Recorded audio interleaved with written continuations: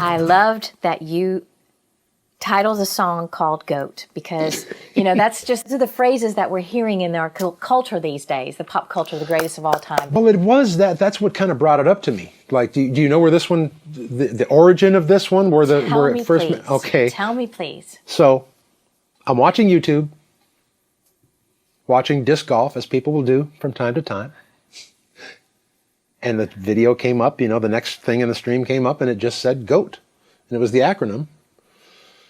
And I thought, GOAT, greatest of all time, you know. And it was about this disc golfer who was about to do something amazing or whatever it was. And I thought that it just sounded like a song title to me, you know. And I've jokingly, it's such a bad joke, but I've said I realized it was a song title that wasn't bad. And I can't do the GOAT sound, but it's a song that is essentially about don't judge a book by its cover. You know, the song goes on to talk about young William, who was this blind guitar player who was simply the greatest of all time, but he never saw a spotlight, he never saw a stage. It was if you were lucky enough to go there and see him, you got a taste of it. And and people have, you know, it's funny. I get a lot of response on that one too. There's something about that one, GOAT. I mean, I didn't mean it, you know. First of all, people, they say, is that about belly strings? Which of course it's not. And they say, well, it's not about you. And I said, well, no, I know it's definitely not about. No. Oh, it's fiction. You know, it's fictional. But if you listen to the song, you know, I don't think I try to fool anyone into saying this is an actual person.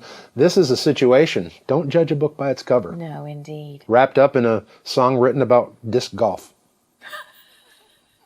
Hey, but that's you to know the origin of the story, you know, because I really thought that maybe that was a folklore that you had heard, you know, and no, it was. I thought of the acronym, and I thought greatest of all time, and I kept hearing it, and I heard that melody, greatest of all time, and that was a song. Again, I have people, like I say, I will call up, and in that particular instance, I called up a man named Monty Criswell and asked Monty if he would come over and work on that song with me, and he's the best. He's like, he will let me chase anything if he thinks I believe it, he will support. He's got my back, man. I love him.